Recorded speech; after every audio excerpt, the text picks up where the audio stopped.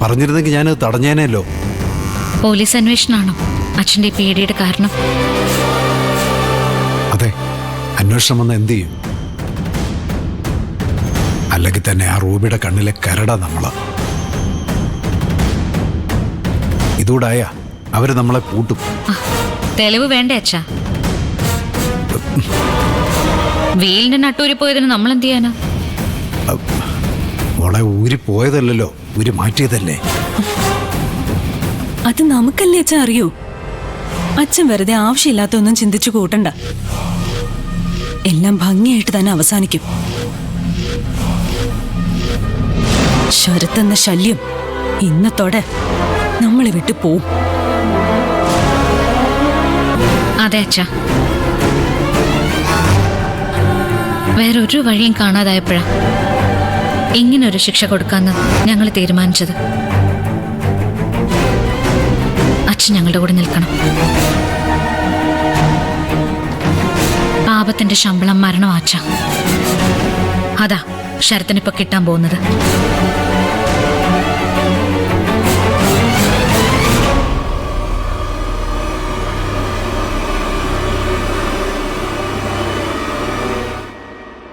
ഞാനൊരു കാര്യം പറഞ്ഞിട്ട് ഇതുവരെ ആരും അതിനൊരു മറുപടി പറയുകയോ നടത്താൻ വേണ്ട സ്റ്റെപ്പുകൾ എടുക്കുകയോ ഒന്നും ചെയ്തിട്ടില്ല. മോശമാണ് കേട്ടോ. ദേവികയുടെ വീട്ടിൽ പോകുന്നതിനെ കുറിച്ചല്ലേ? അത് ചെയ്തോളാം മോളെ. നമുക്ക് എല്ലാവർക്കും കൂടി പോകാം. ഞാനങ്ങും ഇല്ല. അതെന്താ? ഇല്ല, അത്ര തന്നെ. ചേച്ചിയമ്മയ്ക്ക് ആ ബന്ധം ഇഷ്ടമല്ല. ഞാൻ മാറിയിട്ടും ചേച്ചിയമ്മ മാറാൻ തയ്യാറായിട്ടില്ല. മനുഷ്യര് പല തരത്തിലല്ലേ, നമുക്ക് നിർബന്ധിക്കാൻ പറ്റുമോ?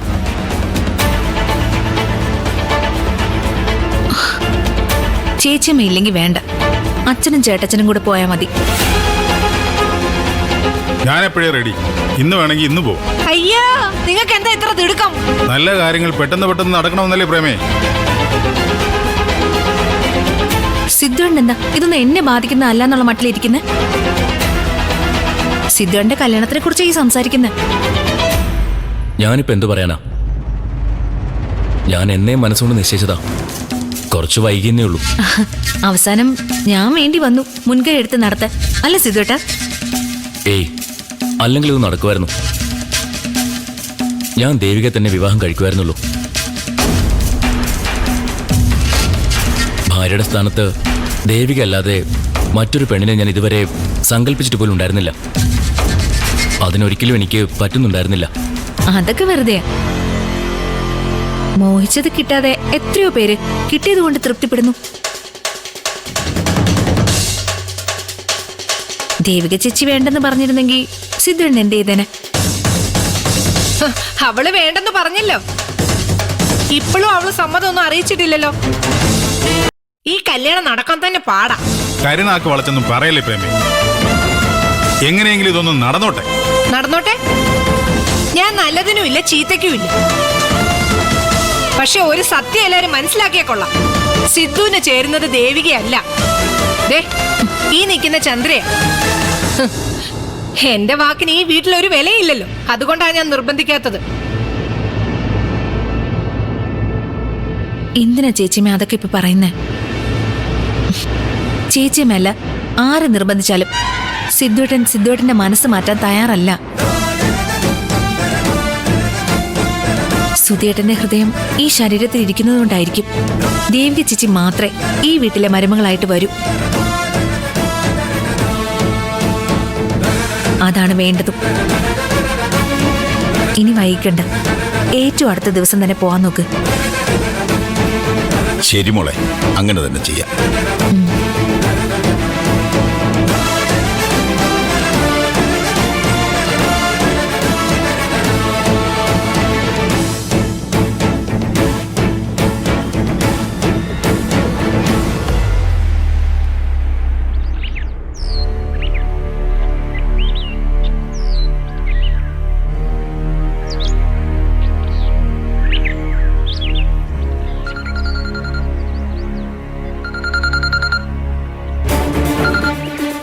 ഹലോ. ആ, ഞാൻ സിദ്ധുവിന്റെ അച്ഛനാ. ആ, മനസ്സിലായി സാറേ. ഞങ്ങളെല്ലാവരും കൂടി അങ്ങോട്ട് വന്നാലോ എന്ന് വിചാരിക്കുക. പറ്റിയൊരു ദിവസം പറഞ്ഞാൽ നന്നായിരുന്നു. അതിനെന്താ, നിങ്ങൾക്ക് എപ്പോ വേണമെങ്കിലും വരാമല്ലോ. എങ്കിൽ പിന്നെ വരുന്ന തീയതിയും സമയം അറിയിക്കാം. ഒട്ടും വൈകില്ല. ആ നല്ല കാര്യങ്ങളൊന്നും വച്ചു നീട്ടാൻ പാടില്ലെന്നാണല്ലോ പ്രമാണം. അതെ അതെ,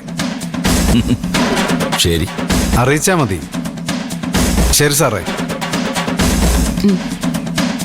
സിദ്ധുവിന്റെ വീട്ടുകാരിങ്ങോട്ട് വരുന്നുണ്ട്. എന്തിന്?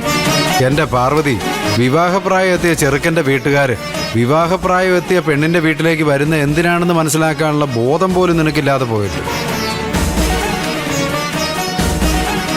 അവര് വരുന്നതേ പെണ്ണ് ചോദിക്കാനാ. സിദ്ധുവിന് വേണ്ടി ദേവികമോളെ ചോദിക്കാൻ. അപ്പൊ അവര് പിന്മാറിയില്ലേ? ആ വരട്ടെ എന്ന് ചോദിച്ചപ്പോ വരണ്ടെന്ന് പറയാൻ തോന്നിയില്ല. ആ വരട്ടെ എന്തായാലും. എനിക്കൊട്ടും താല്പര്യമില്ലെന്ന് ഞാൻ പറഞ്ഞതല്ല അച്ഛാ. എന്റെ മോളെ, അത് അവർക്കും അറിയാമല്ലോ. എന്തായാലും അവരൊന്ന് വന്ന് കണ്ടിട്ട് പോട്ടെ. ബാക്കി കാര്യങ്ങളൊക്കെ പിന്നെയല്ലേ മോളെ. മനോഹര, എന്തോ പറഞ്ഞതൊക്കെ ഓർമ്മയുണ്ടല്ലോ. അമ്മ പല കാര്യം പറയുമല്ലോ, അതിലേ ആദ്യം നിത്യമോളുടെ കല്യാണം, അത് കഴിഞ്ഞേ വേറെ എന്ത് ചടങ്ങും ഈ വീട്ടിൽ നടക്കാവൂ. എന്റെ അമ്മേ, ചടങ്ങുകൾ എന്തൊക്കെ നടക്കണം നടക്കണ്ടെന്ന് തീരുമാനിക്കുന്നത് നമ്മളൊന്നും അല്ലല്ലോ എന്റെ അമ്മേ. ലോ ലവിടെ ഇരിക്കുന്ന പുള്ളിയല്ലേ. ആ ഒരു ചടങ്ങ് അധികം വൈകാതെ നടക്കും.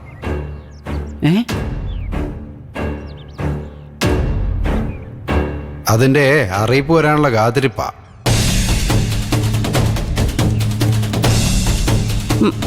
അതേത് ചടങ്ങാ പാർവതി?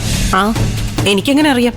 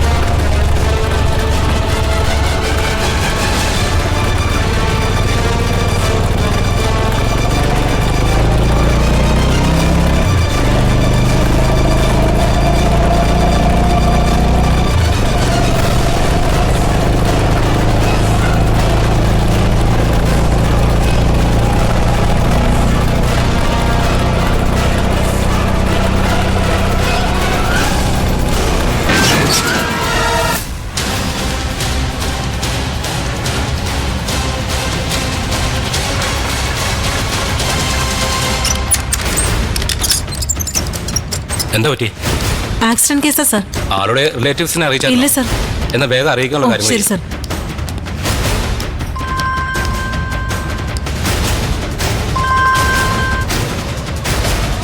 ഹലോ, ഇത് ആരുടെ നമ്പറാ? അത് ശരി. എന്നെ ഇങ്ങോട്ട് വിളിച്ചിട്ട് ആരുടെ നമ്പറാണെന്നോ? ആശുപത്രിയിൽ നിന്നാ വിളിക്കുന്നത്. ആക്സിഡന്റ് പറ്റിയ ഒരാളിവിടെ കൊണ്ടുവന്നിട്ടുണ്ട്. അയാളുടെ പോക്കറ്റിൽ നിന്ന് കിട്ടിയ പേഴ്സിനകത്തുണ്ടായിരുന്ന നമ്പറിലേക്ക് വിളിച്ചത്. ദൈവമേ, എന്റെ മോൻ ശരത്ത്, അവൻ എന്തു പറ്റി? നിങ്ങൾ വേഗം സിറ്റി ഹോസ്പിറ്റലിലേക്ക് ഒന്ന് വരൂ. അവൻ എങ്ങനെയുണ്ടെന്ന് പറ.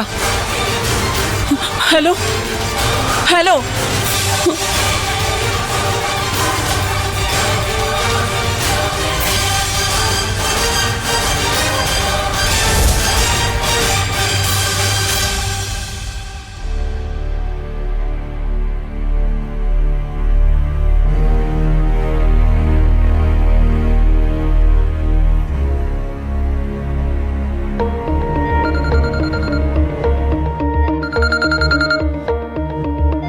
പ്രഭാവതി, എടുക്കച്ച, നമ്മൾ കാത്തിരിക്കുന്ന ന്യൂസ് പറയാനായിരിക്കും വിളിക്കുന്നത്. അച്ഛനെ എടുക്ക്. ഹലോ, അറിഞ്ഞോ? എന്റെ മോൻ